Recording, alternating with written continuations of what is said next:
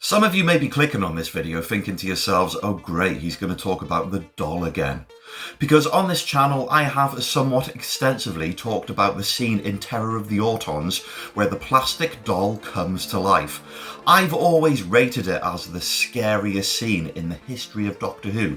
Subjective of course, because it does relate back to my childhood and my experiences as a child watching that particular scene. However, this is different. I'm not talking about the scariest scene of Doctor Who. I am talking about what I consider to be the most disturbing scene in Doctor Who. So sit back, distinguished followers, and let me take you on a brief journey towards the planet Necros.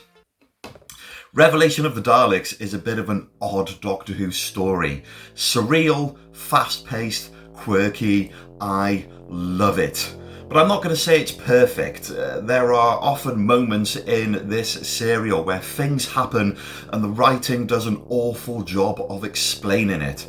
Like Perry climbs on the Doctor's shoulder to get over a wall and then she spends the next 5 minutes apologising for...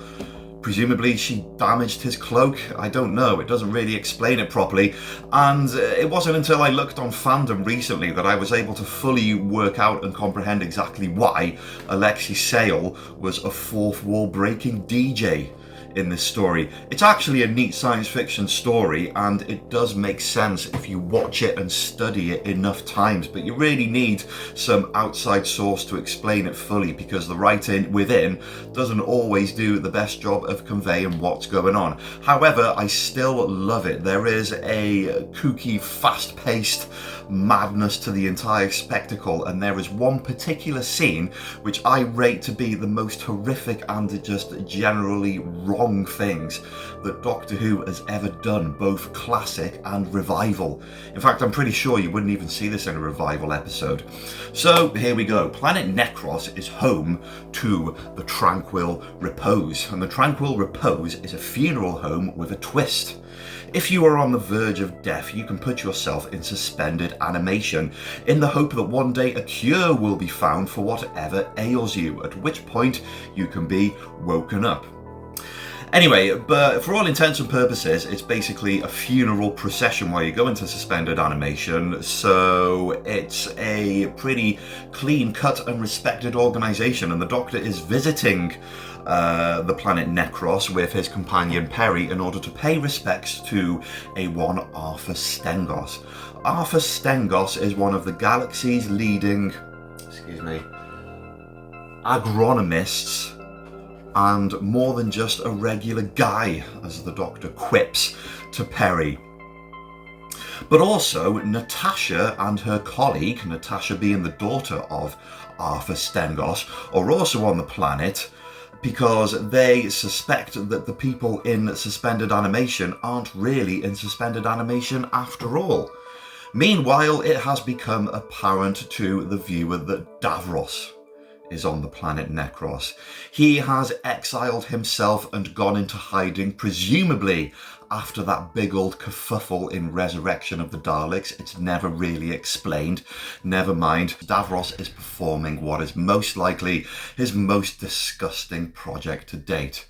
He is taking the bodies of clients in suspended animation and using them as experiments to build a brand new race of Daleks.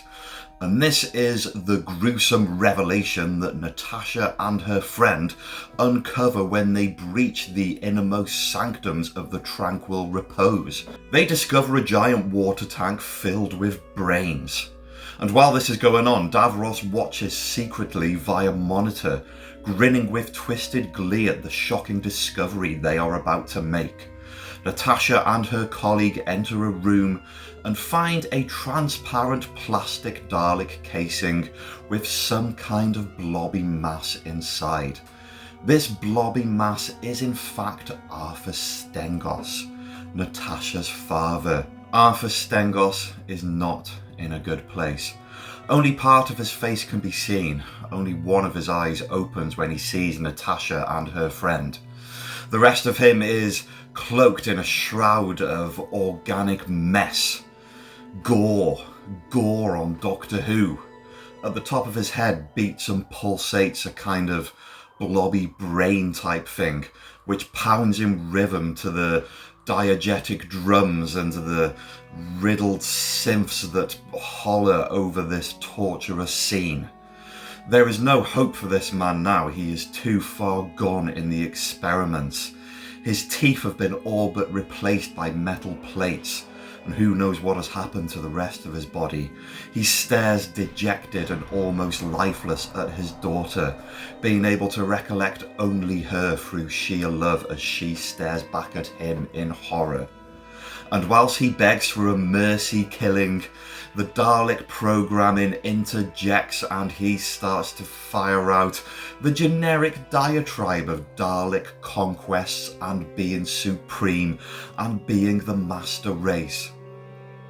Before this moment, he utters the words, "My life has been conditioned to serve the new master." How in the blue hell did this scene even make it into Doctor Who?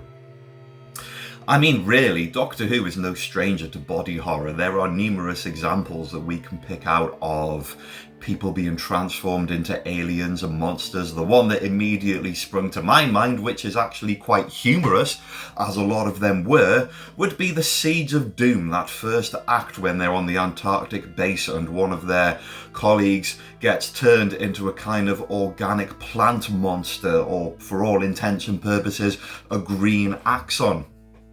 It's meant to be gruesome, it's macabre, it's very exciting, but it is also quite silly. But this is different, you see. This isn't humorous at all. This is effectively shocking. And I think part of that is just the very well composed shots you've got here. So when the camera isn't closely zoomed in on Arthur's face, you get this kind of mid-shot where you see more of the transparent Dalek casing, and you've got this oversaturated neon light glowing on the whole thing. By contrast, you've got these arcane grey walls in the background, and in centre to all of it, in the place where your eye is going to, is just this blob, this gelatinous mess of organic material. And when it gets closer, you see that this organic material is interspliced with wires and other kind of synthetic components.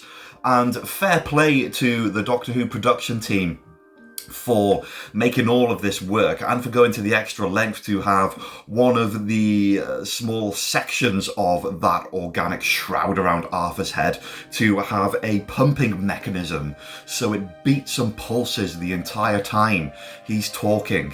In the middle of it all, you've got his poor face and his metal teeth gazing in hopeless despair. Combining all of these together, you've got the ultimate nightmarish horror vision of a mad scientist doing evil, wicked things on a faraway world. To me, in the world of Doctor Who, because it is so disturbing, it is Doctor Who science fiction body horror, emphasis on horror at its finest. And of course, effective visuals are only as effective as the soundtrack accompanying them. And in this case, and in exact accordance and tempo to the pulsating brain, you've got this pounding heartbeat drum beat which kind of rests in between diegetic and non-diegetic. Is it music or is it actually the pounding of the organ on this guy's head? And overlaying that is the finest of eerie 80s synths, whining and hollering throughout the already existing despair of this scene. Love it. This absolutely disturbed the hell out of me when I was a kid, and I couldn't be more grateful. And the scene ends with Natasha blowing the Dalek suit and her dad to bits, performing a mercy killing. The story concludes with the purebred Imperial Daleks landing on this planet and raging war and extermination on this new breed of Daleks, this rebel breed of Daleks, a breed that the Imperial Daleks consider to be a impure, disgusting offshoot of the true Dalek race. And then in the next story, Remembrance of the Daleks, the two sides have swapped around. Can somebody please explain to me why in the hell that happened? Seriously, I don't get it. So Davros and the white and gold Daleks in this are the rebel Daleks, and the traditional grey Daleks are the Imperial Daleks, but in remembrance of the Daleks, they both swap around. So the black and grey Daleks are the rebel Daleks, and the white and gold Daleks are the Imperial Daleks with Davros as their commander. No explanation. Is there any expanded media that explains that? If there is, please tell me. And I would love to know what your most disturbing scene is in Doctor Who. And you don't have to restrict yourself to the classics or to TV Doctor Who for that matter. You can do expanded media, comics. You've got a lot to work with there. Books, audio, novels, and you can even do spin-offs if you like. And that is all from me for now. I hope you enjoyed this video. If you liked this and you want more of The Chosen Chimp, then please check me out on social media over on Blue Sky at thechosenchimp.bsky.social. You can also visit my Patreon at patreon.com/chosenchimp, and for just £1 a month you can become a distinguished follower and request your Doctor Who topic for conversation. You can also check me out on TikTok for short form content uploaded sort of regularly, and yeah, until that time, I hope you are all doing well. Stay safe, don't become a Dalek, and for the love of Pete and his world, have a good one.